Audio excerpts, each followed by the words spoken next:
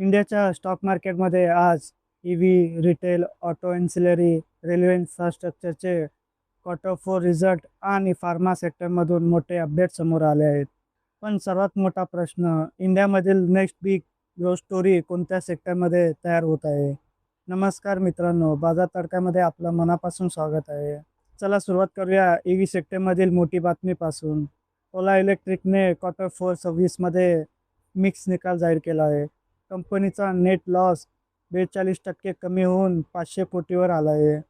मात्र रेव्हेन्यूमध्ये तब्बल 57%ची घसरण दिसली आहे. इंडियन ईव्ही मार्केटमध्ये कॉम्पिटिशन आता खूप ॲग्रेसिव्ह होत चालल्याचे ॲनालिस्ट सांगत आहे. EV scooter demand, pricing pressure आणि मार्केट शेअर कॉम्पिटिशनमुळे रेव्हेन्यूवर परिणाम झाल्याचे मानले जात आहे. तसेच company battery technology, charging infrastructure आणि फ्युचर ईव्ही इकोसिस्टमवर ॲग्रेसिव्हली फोकस करत आहे. आता रिटेल सेक्टरमधील मोठ्या ग्रोथ स्टोरीकडे बोलूया. लेन्सकार्टने रेव्हेन्यूमध्ये जबरदस्त 46%ची ग्रोथ दाखवली आहे. कंपनीचा प्रॉफिट 9%ने कमी होऊन 200 कोटीवर आला आहे. एक्सपान्शन कॉस्ट आणि मार्केटिंग स्पेंडिंगमुळे प्रॉफिटवर प्रेशर दिसला आहे. तर इंडियामधील ऑर्गनाइज आयवेअर मार्केट वेगाने वाढताना दिसत आहे. कंपनी ऑनलाईन आणि ऑफलाईन ओमनी चॅनल रिटेल स्ट्रॅटेजीवर मोठा फोकस करत आहे. तर आता पुढे ऑटो ॲन्सिलरी सेक्टरमधील मोठी बातमीकडे वळूया.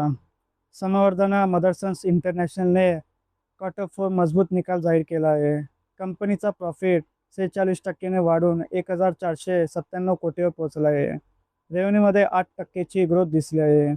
ग्लोबल ऑटोमोबाईल डिमांड आणि ऑपरेशनल इफिशियन्सीमुळे प्रॉफिटेबिलिटीमध्ये मजबूत वाढ दिसत आहे. ईव्ही ट्रान्झॅक्शनमुळे ऑटो कंपोनंट कंपनीसाठी नवीन ऑपॉर्च्युनिटी निर्माण होत आहे. इंडिया ऑटो ॲन्सिलरी सेक्टर आता ग्लोबल सप्लाय चेनमध्ये मोठा प्लेयर बनताना दिसत आहे. आता रेल्वे इन्फ्रास्ट्रक्चर सेक्टरकडे बोलूया. राईट्स लिमिटेडने क्वार्टर फोरमध्ये रेव्हेन्यूमध्ये 27%ची ग्रोथ दाखवली आहे. कंपनीचा प्रॉफिट मात्र 1.4%ने कमी होऊन 131 कोटीवर आला आहे. रेल्वे मॉडर्नायझेशन, मेट्रो एक्सपान्शन आणि इन्फ्रास्ट्रक्चर स्पेंडिंगमुळे बिझनेस ॲक्टिव्हिटी मजबूत दिसत आहे.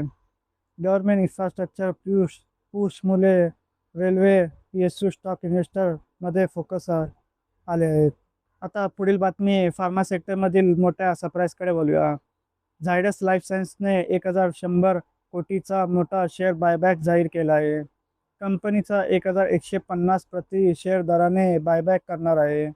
हा प्राईस मार्केट प्राईसपेक्षा जवळपास 13% प्रीमियमवर आहे. बायबॅकसाठी रेकॉर्ड डेट 29 मे 2026 ठेवण्यात आले आहे. ॲनालिस्टच्या मते बायबॅकमुळे शेअरहोल्डरमध्ये कॉन्फिडन्स वाढताना दिसत आहे. Company speciality medicines, rare dishes आणि ॲडव्हान्स फार्मा बिझनेसवर फोकस करत आहे. तर मित्रांनो, तुमच्या मते फ्युचरमध्ये सर्वात मोठा प्लेयर कोण ठरू शकतो? हे कमेंट करून तुमचं मत नक्की सांगा. व्हिडिओ आवडला असेल तर लाईक करा, शेअर करा आणि अशा डेली मार्केट अपडेटसाठी चॅनलला सबस्क्राईब करायला विसरू नका. धन्यवाद.